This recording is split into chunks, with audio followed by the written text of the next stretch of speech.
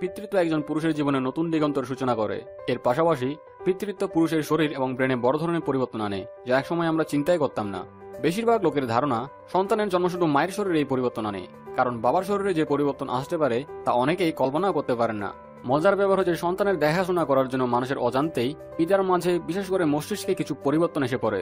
বিজ্ঞান সবেমাত্র পিতৃত্ব এবং মাতৃত্ব পুরুষ এবং নারীর শরীরে যেসব পরিবর্তন আনে তা নিয়ে গবেষণা করতে শুরু করেছে, কিন্তু এর ভিতরে যা পাওয়া গেছে তা বেশ চমকপ্রদ। জানা গেছে যে বাচ্চাদের দেখাশোনা করার জন্য পিতা এবং মাতার ব্রেনে একই ধরনের পরিবর্তন ঘটে এবং সেই সাথে একই ধরনের হরমোনের নিঃসরণ ঘটে। এই সময় বাবার মস্তিষ্ক হয়ে ওঠে অনেকটা মায়ের মস্তিষ্কের মতো। এখন প্রশ্ন করতে পারেন, মায়ের মস্তিষ্ক কেমন হয়? নারীদের ব্রেনে সাধারণত আবেগ এবং সামাজিকতার অংশটি পুরুষদের তুলনায় উন্নত থাকে, কারণ সন্তানের দেখাশোনা করার জন্য এই দুটি জিনিস খুবই প্রয়োজনীয়।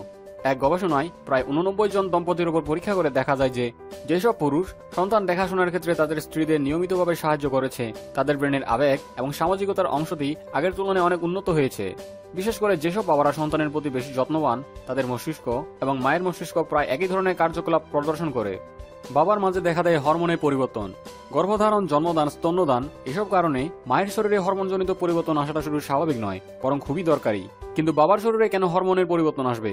তিনি তো আর গর্ভধারণ করছেন না, কিন্তু দেখা যায় শুধু মানুষে নয় বরং অন্যান্য প্রাণী প্রজাতিতেও বাবার শরীরে দেখা দেয় বেশ কিছু হরমোনের পরিবর্তন, যেমন অ্যাস্ট্রোজেন, অক্সিটোসিন, প্রোল্যাকটিন। এইসব হরমোনের মাত্রা শরীরে বেড়ে যায়। এই ক্ষেত্রে গবেষকরা বিস্ময়ের সাথে লক্ষ্য করেছেন যে যেসব পুরুষ স্ত্রী এবং সন্তানের প্রতি বেশি যত্নবান হন, তাদের ব্রেনে অক্সিটোসিন নামক হরমোনের নিঃসরণ বেশি ঘটে। এই অক্সিটোসিন হরমোনের অনেকগুলো কাজের মধ্যে একটি কাজ হচ্ছে ভালোবাসা এবং বন্ধন সুদৃঢ় করা।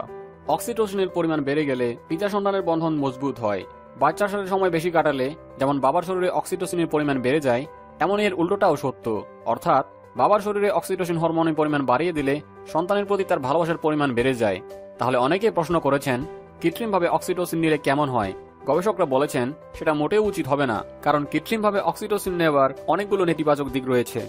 এই সময়ে একই সাথে পিতার মস্তিষ্কে দেখা যায় নতুন নিউরন।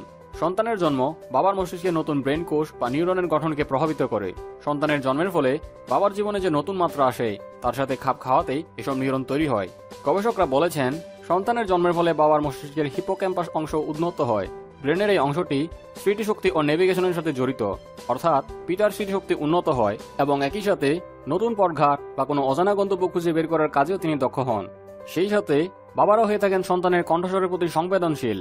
ধরে নেওয়া হয় যে সন্তানের কান্নার শব্দ চট করে চিনে ফেলার ক্ষমতা কেবল মায়েরই থাকে। আসলে কিন্তু বাবারাও তা করতে পারেন।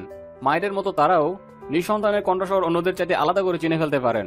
এক গবেষণায় 50 জন পুরুষের উপর পরিচালিত পরীক্ষা থেকে জানা যায় শতকরা 90% ক্ষেত্রে পিতারা নিজেদের সন্তানের শব্দ আলাদা করে চিনতে সক্ষম হন।